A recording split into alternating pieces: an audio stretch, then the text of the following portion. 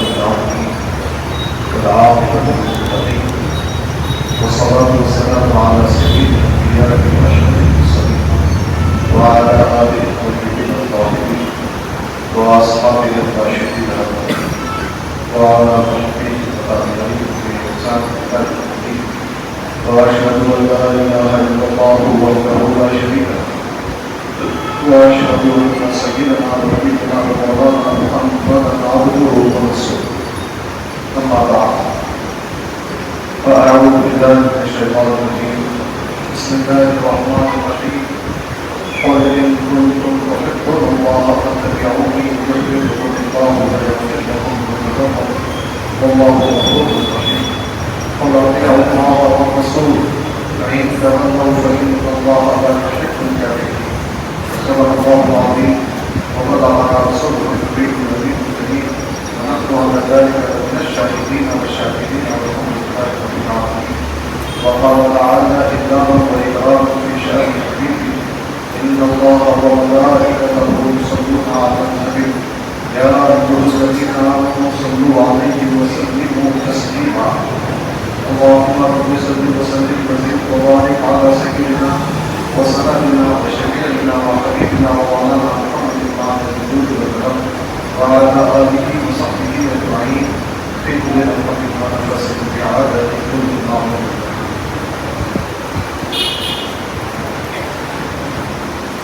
اے نبی صلی اللہ علیہ وسلم آپ فرمائیے کہ اگر تم لوگ خدا سے محبت کرتے ہو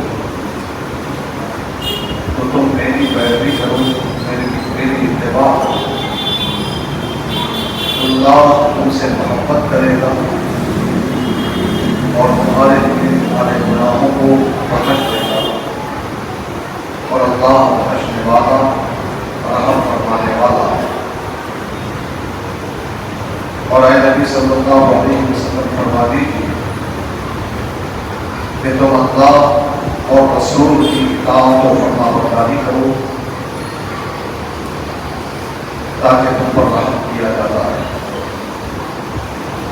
حاضرین محترم، جس ارشاد ربانی کی نعمت سے میں نے اپنے آپ کو مشرف کیا ہے، اس کا ایک آسان سا ترجمہ آپ نے سماعت فرمایا۔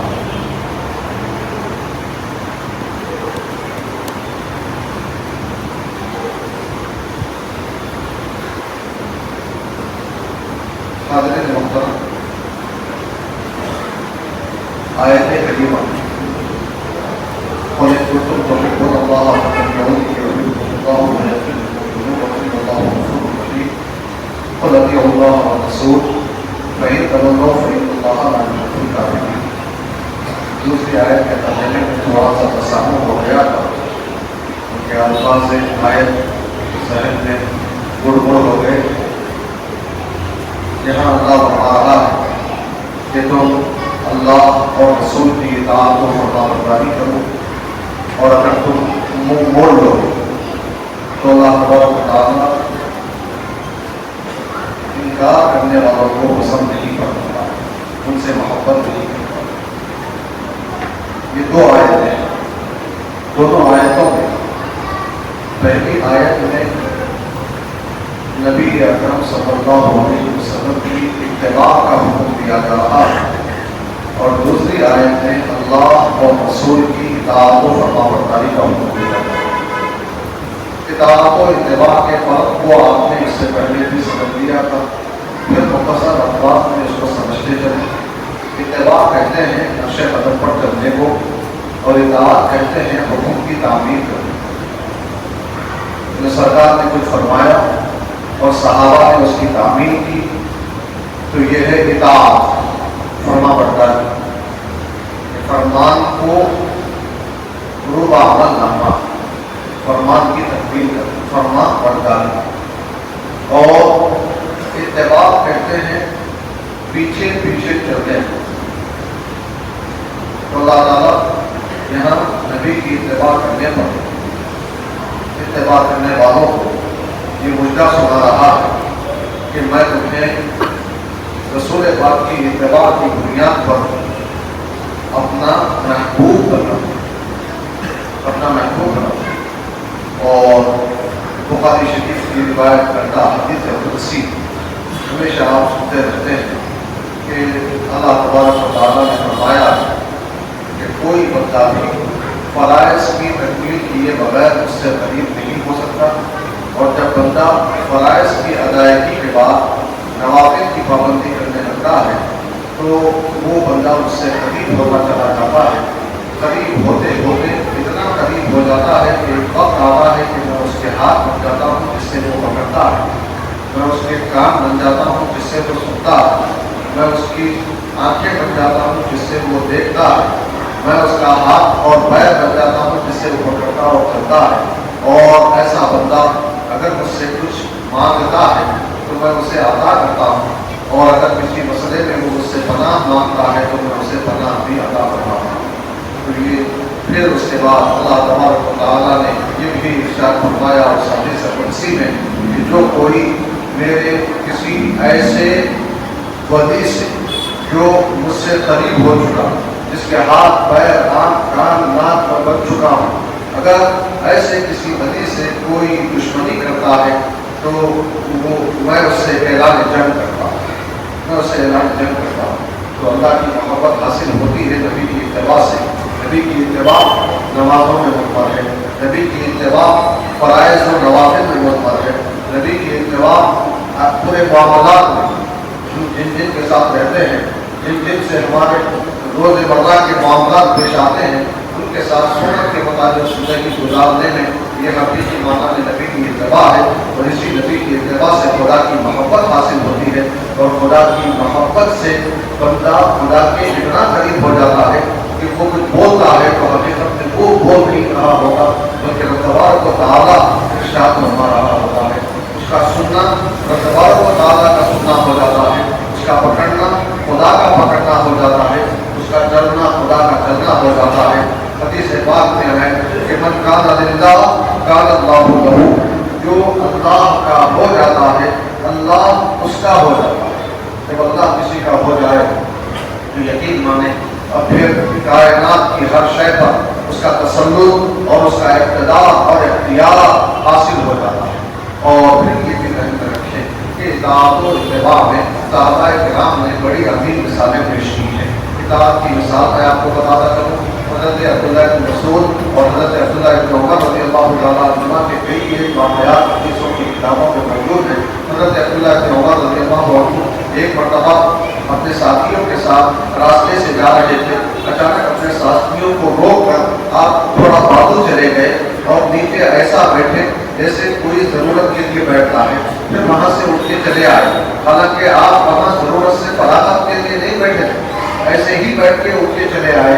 जब ऐसे ही बैठ के उठ के चले आए तो साथियों ने पूछा कि आप वहाँ गए थे, आपको ज़रूरत का तकाज़ा नहीं था, आप वहाँ जाके खाली बैठ के उठ के क्यों चले आए? तो उन्होंने कहा कि देखो मुझे ज़रूरत का तकाज़ा तो नहीं हो रहा था, मगर एक मरतबा मैं भी ऐसे ही रसूल पाक सल्लल्लाहु अलैहि वसल्लम के साथ इस रास्ते से गुजर रहा था, रसूल पाक सल्लल्लाहु अलैहि वसल्लम को ज़रूरत का तकाज़ा हुआ था, तो सरकार यहाँ ज़रूरत से फरागत हासिल किए थे। तो मैंने आज जब देखा कि यहाँ से गुजरते वक्त में ज़रूरत तो मुझे लाहक नहीं है, फिर भी मैं एक सुन्नत को अदा करने के लिए कुछ देर के लिए वहाँ बैठ के उठ के आ गया। ये है रसूल पाक सल्लल्लाहु अलैहि वसल्लम की इत्तिबा जो सहाबाए किराम किया करते थे। आपने सुना होगा कि यही अब्दुल्लाह इब्न उमर रज़ियल्लाहु अन्हुमा है कि एक मरतबा अपने साथियों के साथ जा रहे थे, दरख्त की एक टहनी रास्ते में आ गई। जब टहनी रास्ते में आ गई, हज़रत अब्दुल्लाह इब्न उमर रज़ियल्लाहु अन्हुमा के दूसरे जो साथी थे वहाँ झुककर उस टहनी के नीचे से आगे बढ़े, झुककर, ताकि टहनी सर को न लगे। जब हज़रत अब्दुल्लाह इब्न उमर वहाँ आए तो आप भी झुके। हालांकि हज़रत अब्दुल्लाह इब्न उमर रज़ियल्लाहु अन्हु को अपने कदो कामत के एतबार से वहाँ झुकने की ज़रूरत नहीं, उनका कद थोड़ा कम था। अगर वो सीधा भी चले जाते तो वो टहनी उनके सर को लगने वाली नहीं, मगर वो झुके गए। तो साथियों ने पूछा क्या बात है कि हम झुके इसलिए झुके ताकि वो टहनी हमारे सरों को न लगे, आप यहाँ झुके क्यों जा रहे थे? तो उन्होंने अर्ज़ की, उन्होंने फरमाया कि सुनो, एक मरतबा इसी रास्ते से मैं रसूल पाक सल्लल्लाहु अलैहि वसल्लम के ساتھ جا رہا تھا تو رسول پاک صلی اللہ علیہ وسلم یہاں اس دہلی سے بچنے کے لیے جھکے گئے تھے. آج جب میں جا رہا ہوں اگر میں سیدھا بھی چلا جاتا تو یہ کہیں میرے سر کو نہ لگتی مگر ایک سنت کی ادائیگی رہ جاتی, اس لیے میں یہاں جھک کے جا رہا ہوں. اب اللہ نہ کرے یہ محبت کی, یہ اتباع کی, اور واقعات جس نے جتنی اتباع کی, جس نے جتنی کامل اتباع کی, اس نے اتنا ہی کمال پایا. رسول پاک کی اتباع جس نے جتنی کامل طور پہ کی, رب تبارک و تعالیٰ نے اس کو اتنا ہی کمال عطا فرمایا.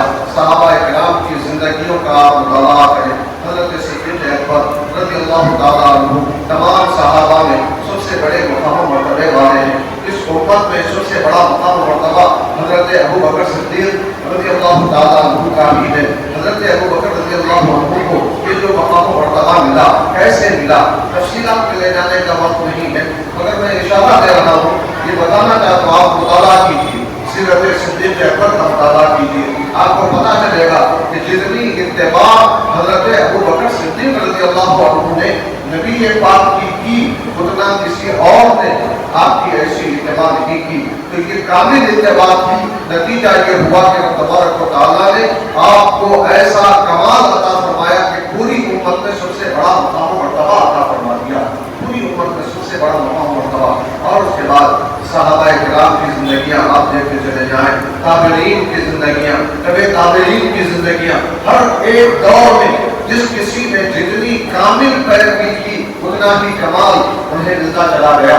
مگر میں آج مہینے کی مناسبت سے, تاریخ کی مناسبت سے ایک ایسی بزرگ ہستی کا ذکر آپ کے سامنے کرنا چاہتا ہوں جنہوں نے کامل طور پر نبی پاک کی اتباع کر کے ایسا کمال حاصل کیا, ایسی بزرگی حاصل کی, ایسا بلند مقام و مرتبہ حاصل کیا کہ دنیا کے پورے اولیاء کرام کی گردنوں پر جن کا قدم مبارک آ گیا. پیران پیر غوث اعظم دستگیر سیدنا عبد القادر جیلانی علیہ رحمت و رضوان کو آپ دیکھیے کہ کیسے رسول پاک کی انہوں نے کامل اتباع کی. واقعات, مشہور واقعات کی طرف آپ کے ذہن کو متوجہ کرتا ہوا آگے بڑھ جاؤں.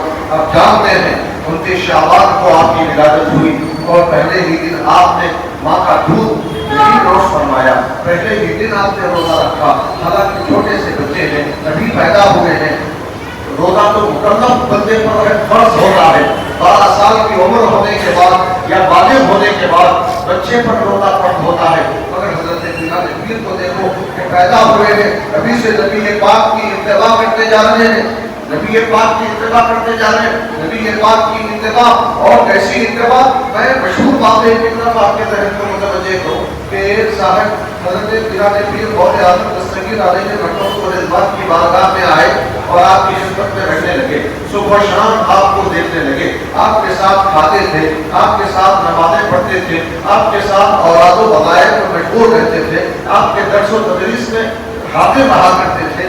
تقریباً 1 سال تک وہ آپ کی خدمت میں رہے. جب 1 سال مکمل ہو گیا تو اچانک انہوں نے واپسی کا ارادہ کیا, اپنا سامان باندھنے لگے. تو حضرت بلال پیر غوث اعظم دستگیر سیدنا عبد القادر جیلانی علیہ رحمت و رضوان پوچھتے ہیں کہ کیا بات ہے, تو 1 سال پہلے آئے اور 1 سال کے بعد آج یہاں سے جا رہے ہو, اس دوران کبھی تم نے مجھ سے کچھ سوال نہیں کیا, کوئی سوال نہیں کیا اور ایسے ہی چلے جا رہے ہو, وجہ کیا ہے؟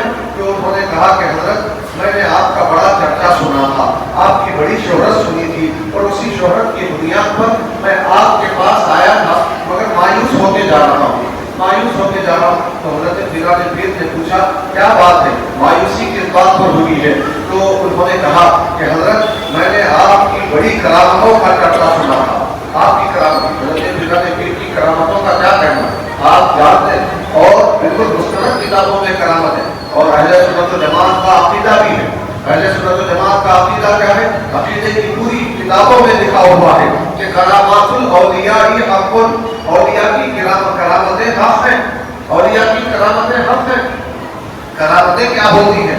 کرامتیں جو ما فوق الفطرت کام کسی اللہ والے سے ظاہر ہو جائیں, ایسے کام جو عام انسانوں کے سمجھ سے باہر ہوں, کسی اللہ والے سے ظاہر ہو جائے تو اسے کرامت کہا جاتا ہے.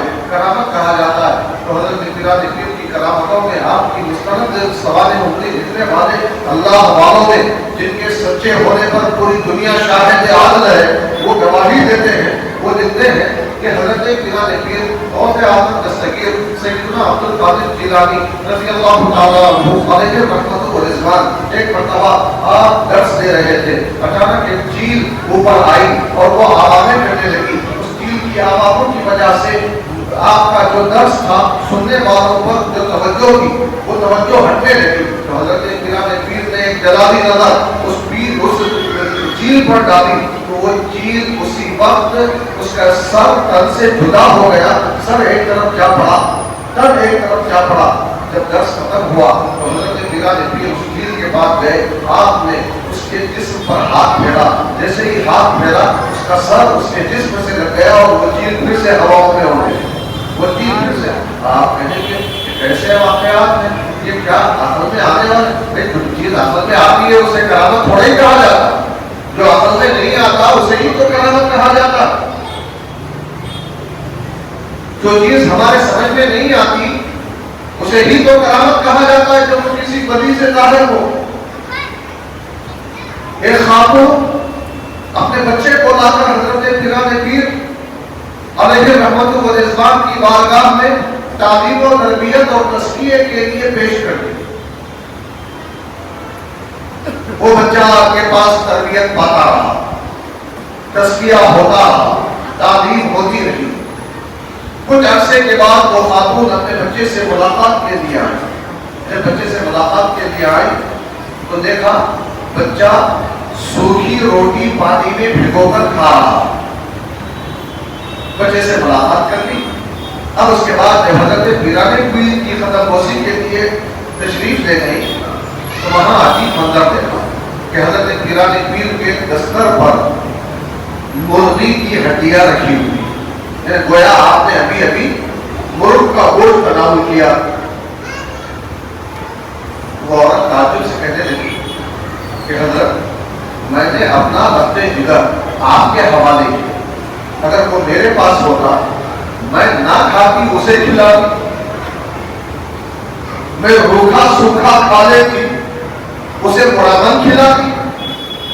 میں نے اپنے جگر کے ٹکڑے کو آپ کے حوالے کیا اور آپ اسے روکھی سوکھی کھانے کے لیے دے رہے ہیں اور خود مرغن غذائیں.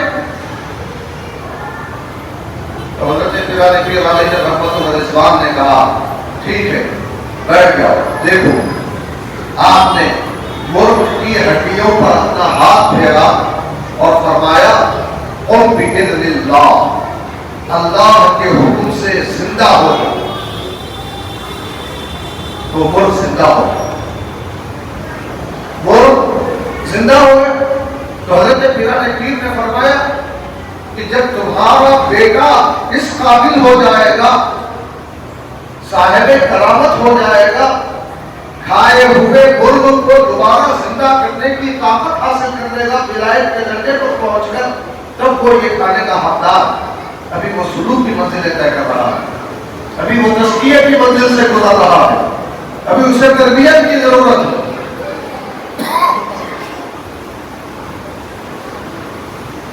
اب سوچیں یہ کرامتیں حق ہیں، اولیاء کی کرامتیں حق ہیں. تو وہ صاحب کہنے لگے کہ حضرت میں آپ کی خدمت میں 1 سال رہا، میں نے آپ کی کوئی کرامت نہیں دیکھی.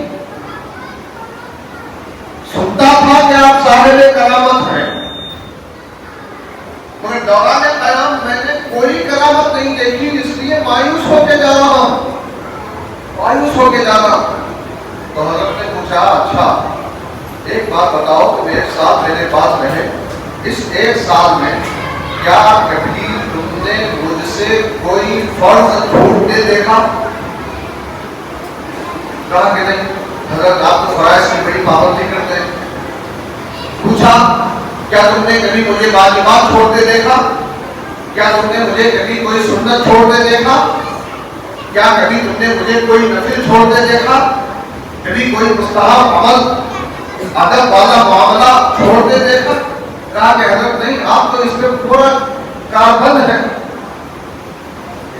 تو حضرت نے فرمایا کہ پھر اس سے بڑی کرامت اور کیا ہے؟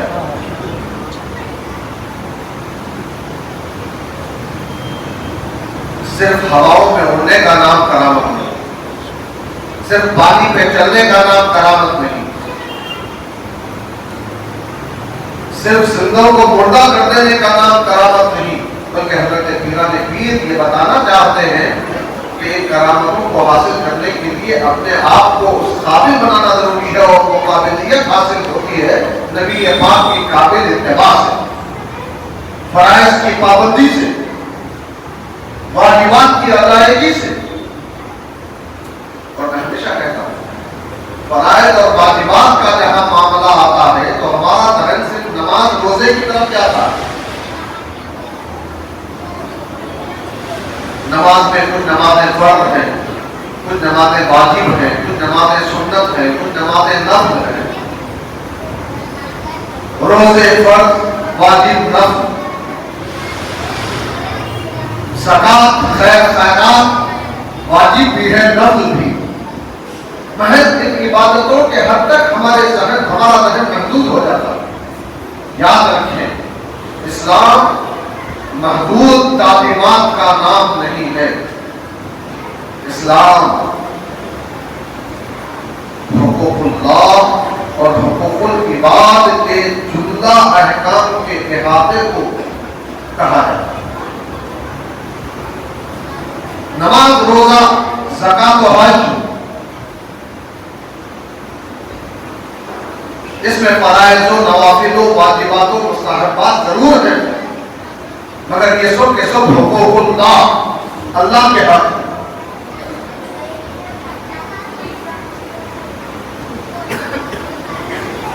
حقوق اللہ سے ہٹ کر کچھ حقوق العباد بھی جو دین کا جز ہے. ماں باپ کے حقوق، بیویوں کے حقوق، بچوں کے حقوق، رشتہ داروں کے حقوق، اگر آپ استاد ہیں تو شاگردوں کے حقوق، اگر آپ حاکم ہیں تو محکوموں کے حقوق، آپ بڑے بھائی ہیں تو چھوٹے بھائیوں کے حقوق، بڑا رشتہ رکھتے ہیں تو چھوٹے رشتہ داروں کے حقوق. شریعت نے جن جن معاملات میں تمہاری رہنمائی کی ہے ان تمام معاملات کو کما حقہ دین اور شریعت کے مطابق ادا کرنے کا نام اتباع نبوی. حقوق اللہ بھی ادا ہونا ہے. حقوق اللہ میں ایک بات یہ بھی ذہن میں رہے کہ حقوق اللہ، اللہ کے حقوق، اگر اس میں کبھی نادانستہ طور پر کوئی کوتاہی ہو جائے وہ بڑا کریم ہے، وہ غفور رحیم ہے، وہ معاف فرما سکتا ہے. مگر اگر بندوں کے حقوق میں کوتاہی ہو جائے، کسی بیٹے نے اپنے ماں باپ کا حق ادا نہیں کیا، باپ نے اپنے بیٹے کا اور بیٹی کا حق ادا نہیں کیا، بھائی نے اپنی بہن کا حق ادا نہیں کیا، بڑے رشتہ دار نے چھوٹے رشتہ دار کا حق ادا نہیں کیا، تو یہ حقوق العباد ہیں. یہ حقوق العباد اس وقت تک معاف نہیں ہوں گے جب تک کہ حق والے خود معاف نہیں کریں.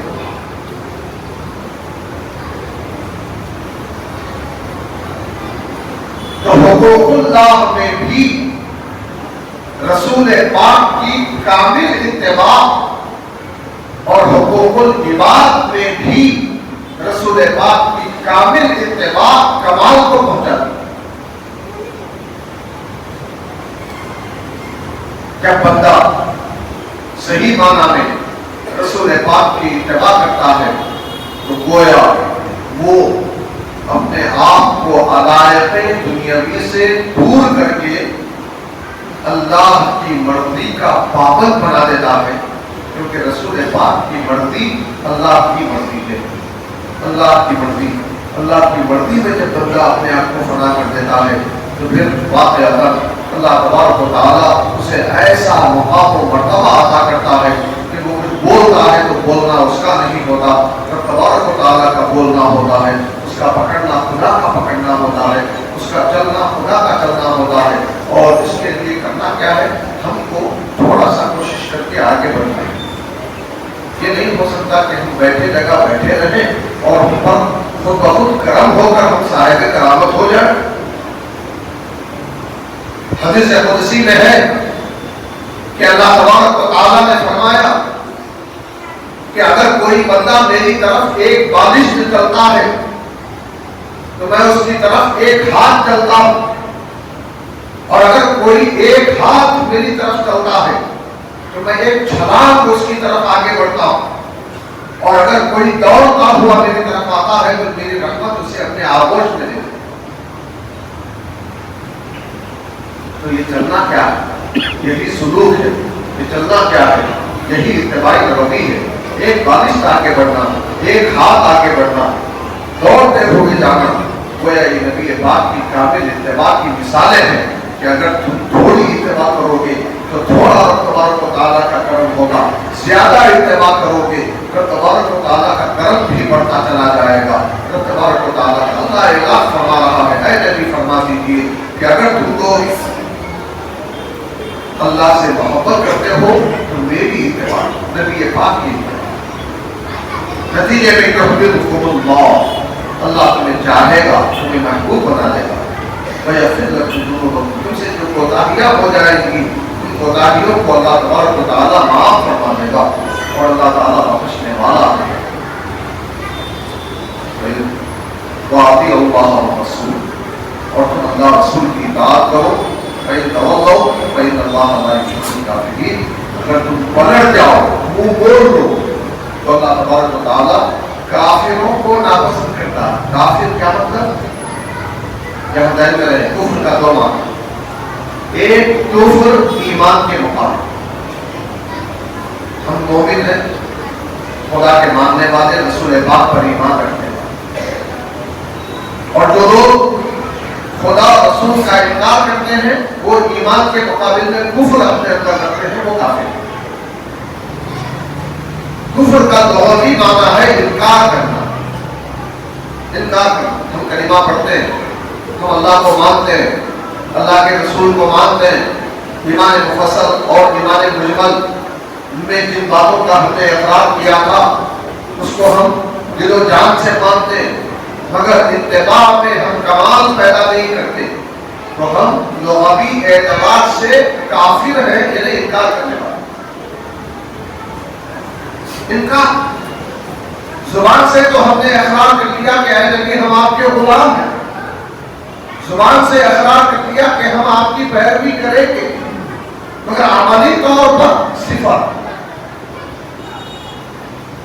تو یہ ہمارے عمل میں جو کوتاہی ہے یہ ہمارا انکار ہے، یہ ہمارا انکار ہے. اور یہ انکار اللہ کی محبت سے دور کرنا. اتباع سے خدا کی محبت ملتی ہے، اور انکار سنتوں سے دوری، رسول پاک کی اتباع سے دوری، یہ خدا کی محبت سے دوری، خدا کی رحمت سے دوری ہے. تو ہمیں اپنا جائزہ لینے کی ضرورت ہے کہ ہم کتنی اتباع کر رہے ہیں اور کتنا رحمت خدا بندی کے حقدار ہو رہے ہیں، کتنا تبارک و تعالیٰ کی محبت کے حاصل کرنے کا ہم حقدار بن رہے ہیں. ہمیں کوشش کر کے اس میں حد سے زیادہ آگے بڑھنے کی ضرورت ہے تاکہ زندگی بھی ہماری کامیاب ہو جائے اور آخرت بھی روشن اور مستقبل بھی کامیاب ہو جائے. دعا فرمائیں کہ الہ العالمین ہم پر کرم فرما، رحم فرما، ہمیں گناہوں سے بچنے کی قوت عطا فرما، نیکیاں کرنے کی توفیق عطا فرما، رسول پاک کی قابل اتباع کی توفیق عطا فرما، ایمان کی، اسلام کی، عزت کی، صحت و عافیت کی لمبی زندگی عطا فرما، ایمان کی موت نصیب فرما. وصلی اللہ وسلم علی خیر خلقہ سیدنا محمد و آلہ و صحبہ اجمعین والحمد للہ رب العالمین. حاضرین محترم،